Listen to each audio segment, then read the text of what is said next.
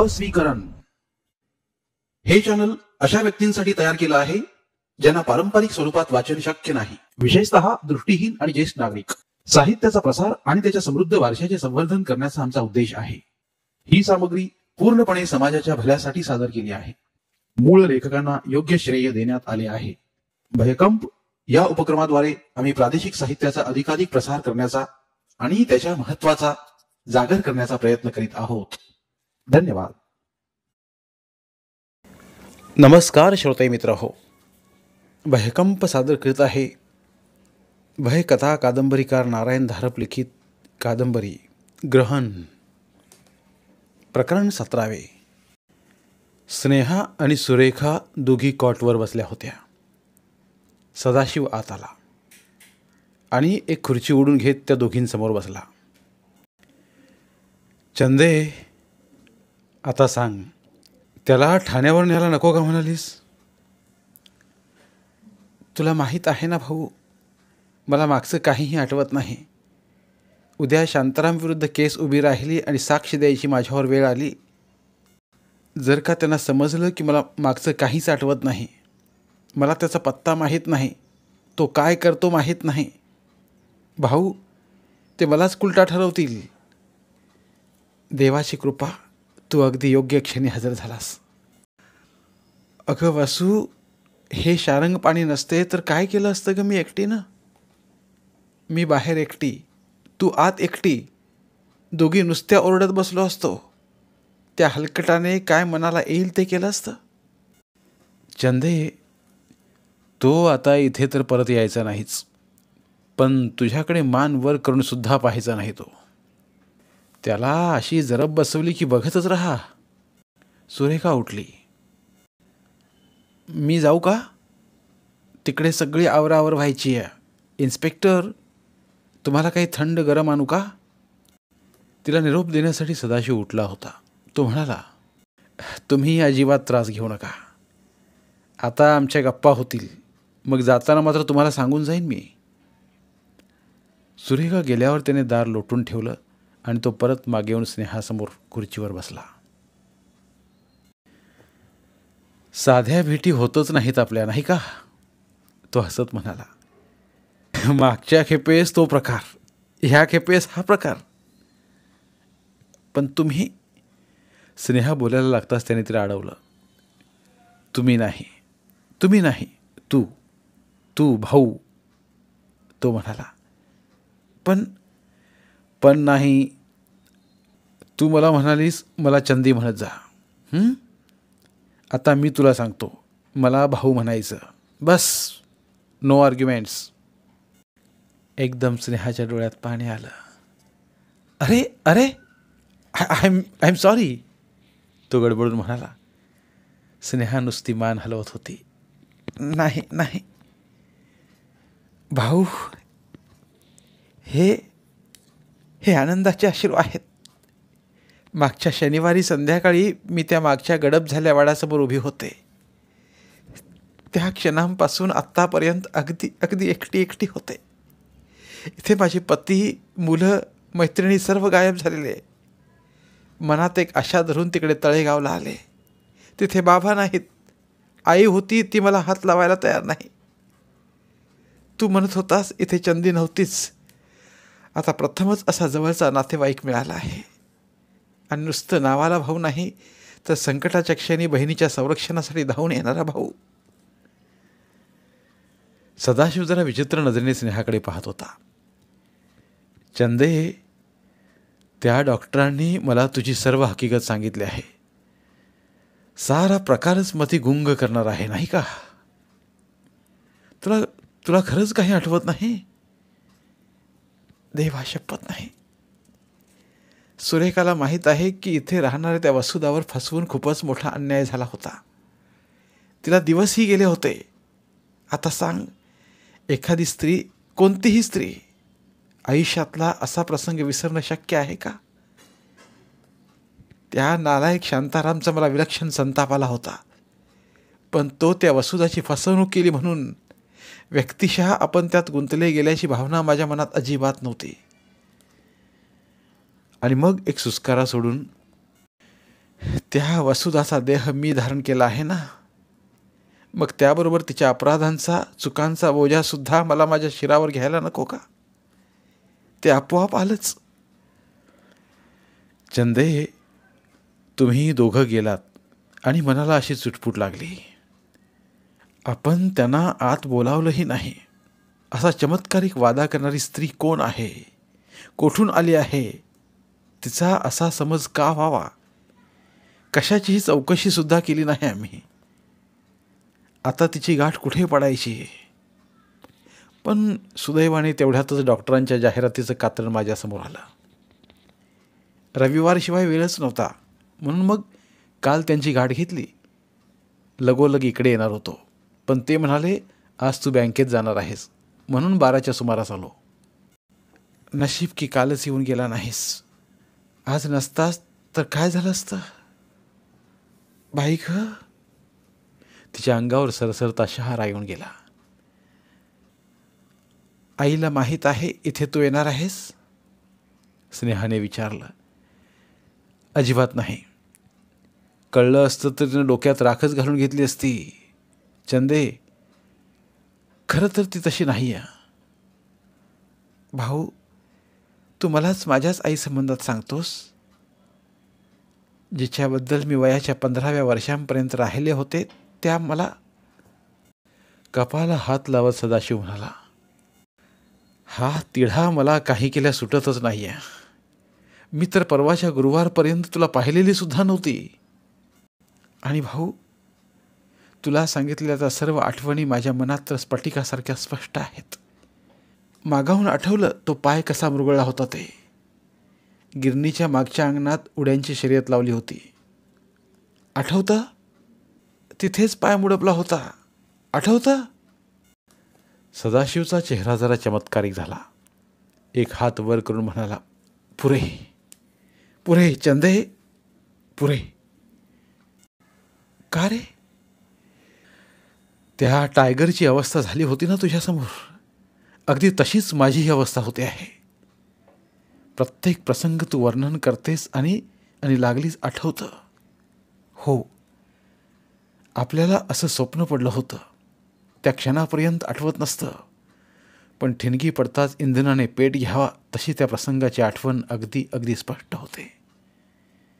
कधी, केव्हा, कोठे ही स्वप्न पडली होती आठवत नाही, पण पडली होती हे नक्की. कोणत्या प्रदेशातून तू आले आहेस चंदे? आई तुला उगाच भीत नाही? मला भीते? मला? ते का म्हणून? तुझ्या लक्षात येत नाही का? अगदी साधी गोष्ट आहे. तू म्हणतेस तुझ्या 15व्या वर्षी आई वारली, म्हणजे तुझ्या आजच्या जगात आई नाही.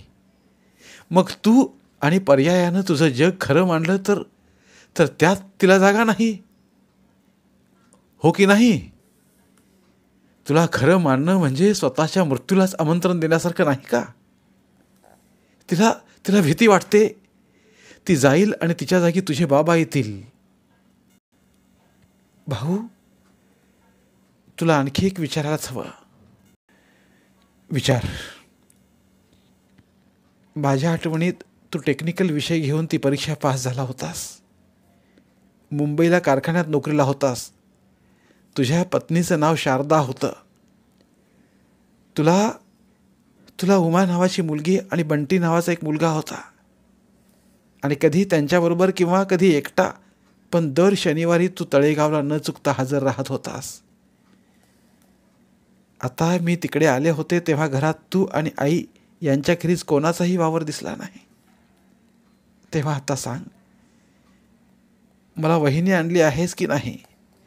मला भाचरं आहेत का? पण तू म्हणत होतीस ती शारदा. स्नेहाने हवेत हात हलवला. मला जे आठवतं त्या जगाला अनेक ठिकाणी तडे गेले आहेत भाऊ. ते चित्र आता विकृत झालं आहे. आता तसं दिसेलच ही मलाही खात्री नसते. पायरी समजून पुढे पाय टाकावा आणि तिथे पायरी असूच नाही म्हणजे कसा धक्का बसतो, अगदी तसंच माझं होत आहे. तेव्हा सांग, आहे का वहिनी? आहेत का भाचरं? असा का पाहतो आहेस माझ्याकडे? कारण सदाशिवचा चेहरा खरोखरच गोरामोरा झाला होता. चंदे, तू एक फार फार जुनी आठवण जागवली आहेस. आता त्या गोष्टीला खूप वर्ष होऊन गेली, पण त्याआधी तुला एक विचारतो. तू ती जी शारदा म्हणतेस तिचं वर्णन कर पाहू. डोळे मिटून कपाळाला आठ्या घालून स्नेहा आठवायचा प्रयत्न करत होती. तिला आठवत होतं त्याचप्रमाणे गेल्या 5-6 वर्षात तिची शारदाची गाठभेट झाली नव्हती. हां, एकदा नाताळच्या सुट्टीत ती आणि अवी मुलांना घेऊन तळेगावला गेले होते. तेव्हा सदाशिव, शारदा आणि मुलंही तिथे आली होती. अंगणात ते सारे जमले होते. मध्ये बाबा होते. त्यांच्याभोवती 4ही नातवंडांचा गराडा होता आणि शारदाला बाबा कशावरून तरी रागावले होते. हो, तो छोटा बंटी सुसू करीत होता. मुंबईच्या गरम हवेतून तळेगावला आला की नेहमी त्याला सर्दी व्हायची. त्यावरूनच काहीतरी बोलले असले पाहिजेत बाबा तिला. एकाएकी तिच्या डोळ्यांसमोर शारदा आली. सडपातळ अंगाची, नाकेली, जराशी सावळ्या वर्णाची, कुरळ्या केसांची, नेहमी ऑफ व्हाईट किंवा लेमन क्रीम रंगाचे ड्रेस वापरणारी. जसं आठवलं तसं स्नेहा शारदाचं वर्णन करत होती. लक्ष शक्य तेवढं एकाग्र करण्याच्या प्रयत्नात तिने डोळे घट्ट मिटून घेतले होते. आणखी काहीतरी होतं, आणखी काहीतरी. बाबा तिला नेहमी बोलायचे त्याबद्दल. आणखी काहीतरी हातात, नाकात. हो, कानातली तिची ती इयरिंग्स, ती लोंबणारी चाकं. बाबा तिची नेहमी थट्टा करायचे, म्हणायचे, पुरे पुरे. सदाशिव एकदम चमत्कारिक आवाजात म्हणाला. एकदम भानावर येत स्नेहा म्हणाली, मी म्हणालो पुरे पुरे. भाऊ, सदा, I am sorry, I am sorry. तुझा काय दोष म्हणा? सदाशिव खिन्न आवाजात म्हणाला. चंदे, मला तुझी भीतीच वाटायला लागली आहे ग. मला सांग ना, माझी काय चूक झाली का? चूक? मी काय सांगू चंदे. तू वर्णन करीत होतीस ना, अगदी तशीच मुलगी तळेगावात होती. तिचं नाव ही शारदा होतं. जहागीरदारांची मुलगी. सगळे तिला तिच्या जुन्या नावाबद्दल चिडवायचे. तिच्या आजीच्या हट्टापायी ते नाव ठेवलं होतं. ती म्हणायची. मग? स्नेहा हलक्या आवाजात म्हणाली. ते जहागीरदारांचं कुटुंबच एक दिवशी तळेगावातून अचानक गेलं. शोध घ्यायचा खूप प्रयत्न केला, पण काही म्हणजे काहीच माहिती मिळाली नाही. भाऊ, तुझं आणि शारदाचं? हो. आणि मग एक मोठा सुस्कारा सोडून, आता त्याचा शोक करण्यात काय अर्थ आहे? गोष्टी जुन्या पुराण्या झाल्या, इतिहासात जमा झाल्या. त्याच उराशी कवटाळून बसणं म्हणजे मूर्खपणा आहे, हो की नाही? जराशी हसत स्नेहा म्हणाली, किती खरं बोललास भाऊ. मी तरी काय करते आहे? त्याच त्या वाड्याच्या, अवीच्या, मुलांच्या आठवणी उराशी कवटाळून बसले आहे मी. समोरची सत्यस्थिती पाहत नाही. खरं खोटं, स्वप्नातलं, कल्पित, मिथ्या काहीही असो, हे मी समजून घेत नाही की ते पुन्हा परत येणं नाही. आहे त्या आयुष्याचा स्वीकार करायला हवा. हो, हातचं सोडून कल्पितामागे धावण्याचा मूर्खपणा करते आहे मी, हो ना? कल्पितामागे धावू नये, पण ते मनात जपून ठेवावं, सदाशिव म्हणाला. त्याचा शोध घेत आलीस म्हणूनच तुझी माझी गाठ पडली, हो की नाही? चंदे, रोजच्या आयुष्याला या कल्पिताची झालर असते, किनार असते. त्यानं जीवन कठीण असलं तरी सुसह्य होतं. हुश. पुरे ही तात्विक चर्चा. आता सांग, तुझं काय चाललं आहे? काय विचार आहे? स्नेहाने त्याला बँकेत दिल्या भेटीची माहिती सांगितली. मग काय करणार आहेस? भाऊ, हे डॉक्टर कुलकर्णी आणि सारंग, त्यांच्याशी यावर बोलावं असं वाटतं. त्यांचा सल्ला घेणार आहे मी. मी सांगू? सांग. त्याने जर बदली करून दिली तर 6 महिने तरी काम करून पहा. न जाणो तुला ते रुटीन आवडेलही. 8-10 हजारांचा पगार म्हणजे काही डोळेझाक करण्यासारखी गोष्ट नाही. हो की नाही? हो. आता माझी जबाबदारी माझ्यावरच आहे. हो की नाही? पुढचं ऐकलं नाहीस? पुढे काय? तुला ते रुटीन आवडलं नाही, त्यांनी बदली केली नाही, त्यांनी कामाला अपात्र ठरवलं तरी तू एकटी नाहीस. म्हणजे असं, तुझा भाऊ तळेगावला आहे, पोलीस इन्स्पेक्टर आहे, त्याचं स्वतःचं घर आहे आणि तुला तिथे केव्हाही येण्याचं स्टँडिंग इन्व्हिटेशन आहे. समजलं? पण आई, ती हलक्या आवाजात म्हणाली, ते माझ्यावर सोपव. पण कोणतीही वेळ आली, काहीही अडचण आली, काहीही प्रॉब्लेम आला तरी मी आहे हे विसरायचं नाही. काय? स्नेहाचे डोळे चुरचुरायला लागले होते. खरं तर सारखं डोळ्यात पाणी आणणं चूक आहे, तिला वाटत होतं. पण अशा आसमानातून उतरलेली माणसं जीवाभावाच्या मायेनं मागे उभी राहिलेली दिसली की काळजाला स्पर्श होणारच. मिटलेले डोळे तिने उघडलेच नाहीत. फक्त त्याच्या हातावर हात ठेवत ती म्हणाली, हो, ध्यानात ठेवीन. सदाशिव उठून उभा राहिला. चंदे, निघू का आता?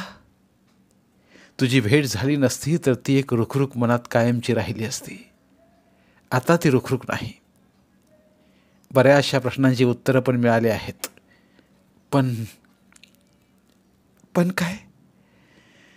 त्यांच्या जागी नव्याने प्रश्न उभे राहिले आहेत. चंदे, तुझी भेट म्हणजे गोंधळाला आमंत्रणच. आता निघतो. जाताना तुझ्या त्या मैत्रिणीचा निरोप घेऊन जातो आणि सांभाळून राहा बरं का. त्या शांतारामला चांगला दम भरला आहे. तुझ्या वाटेत जायचा नाही तो. पण हे स्वार्थी लोक भित्रे असतात आणि खुणशी असतात, तेव्हा जरा जपून राहायचं. हो. सदाशिवने आपलं कार्ड तिच्यापाशी दिलं. वाटलं तर पत्र लिही. ऑफिसचा पत्ता कार्डावर आहे, त्या पत्त्यावर लिही. आणि पुन्हा एकदा, कोणतीही अडचण आली, शारीरिक, मानसिक, आर्थिक, सामाजिक, कोणतीही अडचण आली तरी माझी मदत मागण्याचा तुला हक्क आहे. समजलं? किती वेळा सांगशील? तू हो म्हणेपर्यंत. हो हो हो, ती हसत म्हणाली. जातो. तिच्या खांद्यावर एक लहानशी चापट मारून तो वळला आणि खोलीचं दार उघडून बाहेर गेला. जाताना त्याने आपल्या मागे दार लोटून घेतलं. 1-2 सेकंद थांबून मग तिने दाराला आतून कडी बोल्ट लावला आणि हुश्य करीत ती कॉटवर आडवी झाली. सकाळपासूनचे सर्वच प्रसंग नाट्यमयच होते.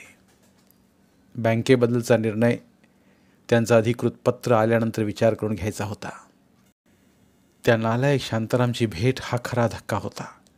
पुरुषी, स्वार्थी, बेजबाबदार, घमेंडखोर स्वभावाचा एक जळजळीत अनुभव. समाधान एकच होतं, तर स्वतः त्या प्रसंगात गुंतलेली नव्हती. या चमत्कारिक द्वैताला स्पष्टीकरण असो वा नसो, तिची खात्री होती या हलकट शांतारामच्या हातातील बाहुली ती नव्हती.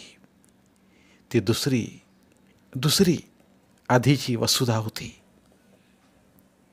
पण भाऊची भेट, सर्वात अनपेक्षित, सर्वात आश्चर्यकारक घटना. बेताल झालेल्या हेलकावे खाणाऱ्या तिच्या आयुष्याला एकदम एक भक्कम पाया मिळाला होता, खंबीर आधार मिळाला होता. ज्या आत्मीयतेने आणि विश्वासाने ती त्याच्याकडे वळली होती, तितक्याच आपुलकीने आणि प्रांजलपणाने त्याने तिचा स्वीकार केला होता. तिला आठवत होती ती शारदा. इथे भाऊचं तिच्याशी लग्न झालं नव्हतं, पण ती होती त्याचा तिच्याशी परिचय झाला होता. नाती विस्कटली होती, पण माणसं होती. आणि मग शरीरावर काटा आणणारा एक नवा विचार तिच्या मनात आला. कदाचित अभी, बेबी, मुन्नाही असतील. पण त्या विचारावर तिने तक्षणी आवर घातली.